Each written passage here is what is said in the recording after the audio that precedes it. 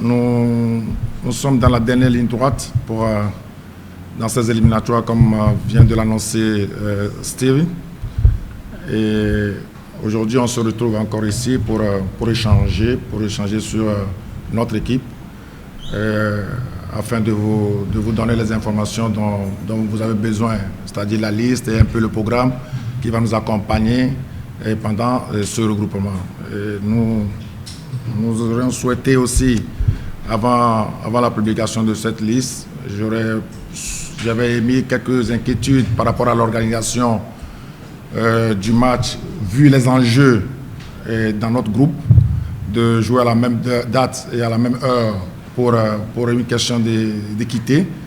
Mais les démarches ont été effectuées ardemment par la direction sportive, par les autorités sportives, mais on n'a pas eu gain de cause. Ce qui nous amène à prester le mercredi et le lendemain, la Guinée équatoriale recevra l'Algérie.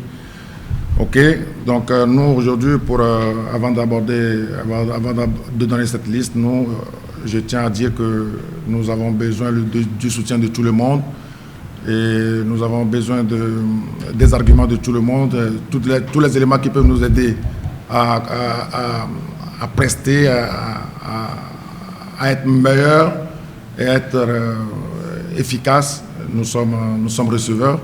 Et dans cette situation, je pense que nous devons tous rester positifs derrière cette équipe et pour qu'on puisse optimiser nos chances de qualification.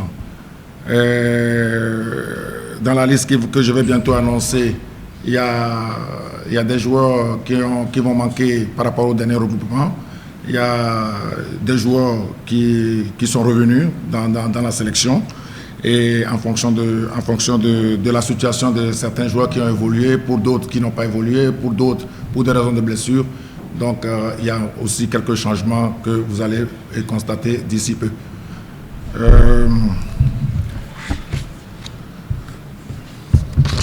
Sur ce, voilà la liste des joueurs convoqués pour la double confrontation contre le Libéria et contre la Guinée équatoriale.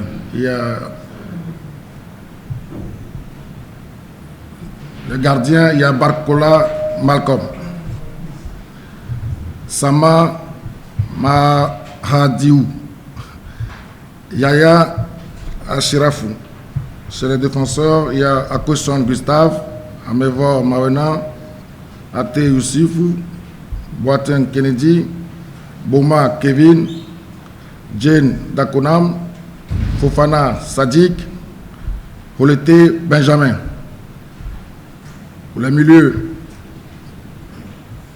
Agbagnon Evra, Arolo Roger, Azangbe Kodjo, Karim Derman, Klidje Thibault, Nare Khaled, Romao Alexis, Tchakai Marouf.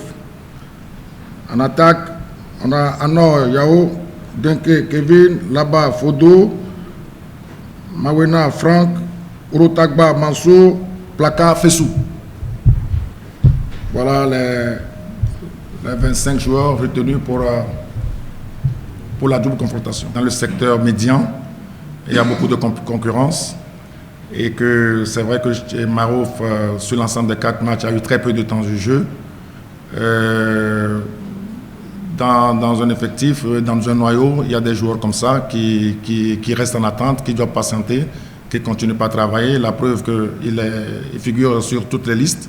Donc ça veut dire que je pense que ce garçon-là, le moment venu, il aura aussi sa chance et je pense que quand il va rentrer, quand il est rentré, il a montré de bonnes choses. Et je pense qu'il a un très bon état d'esprit. Il a l'esprit du groupe. Il fait le nécessaire à l'entraînement. C'est ce qui m'amène aussi à le convoquer à tout temps. Et le moment venu, il aura sa chance pour jouer. Pour revenir un peu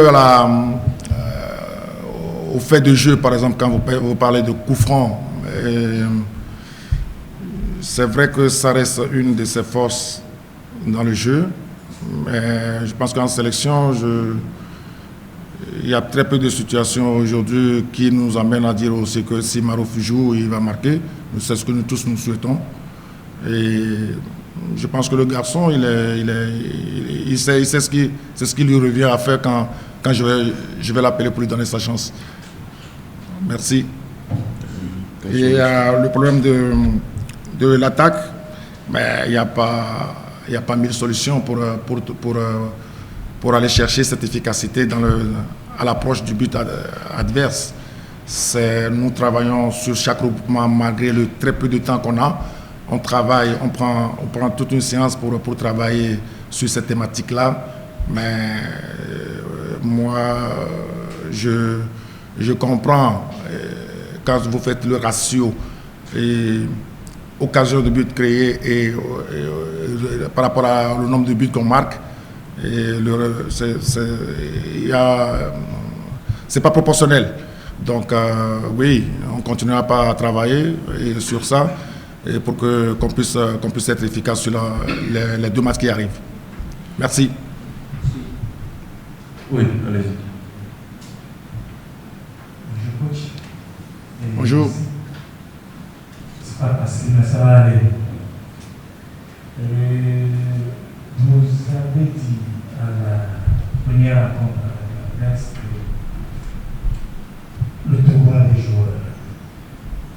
J'aimerais savoir si vous êtes peut-être trompé sur la valeur intrinsèque de nos joueurs ou bien c'est vous qui les utilisez mal. Parce que le Togo a la on l'a dit. Merci. Le Togo, il a des joueurs, puisqu'on ne va pas parler que de cette génération. De tout le temps, nous avons sur les périodes de participation des éliminatoires, que ce soit de la CAN ou même de la Coupe du Monde, on a montré de belles choses, toutes les générations confondues, même jusqu'aux générations dans la catégorie des jeunes. Nous avons des joueurs. Et ce potentiel-là, ça doit continuer, on doit continuer à les travailler. Et pour que, quand ils arrivent en équipe première, qu'ils aient le bagage nécessaire pour pouvoir prester et faire pour qu'on puisse faire de bons résultats. Aujourd'hui, ça cale, certes, mais ce n'est pas une raison pour tirer des conclusions ou bien pour s'exprimer de façon négative. Je ne pense pas. Ma façon de les utiliser, je pense que j'ai hérité un groupe bien, un groupe solide, un groupe concurrent, mais le résultat nous fut et nos prestations en chiffres montrent que nous avons fait de belles choses. Et maintenant, si on arrive à avoir un peu plus de réussite, je pense qu'il y aura plus de débat. Donc, tous les entraîneurs ont leur façon d'utiliser les joueurs. Aujourd'hui, j'ai un noyau sur qui je compte, j'ai un noyau qui me fait confiance et je pense que nos 2 dernières prestations le montrent largement. Merci.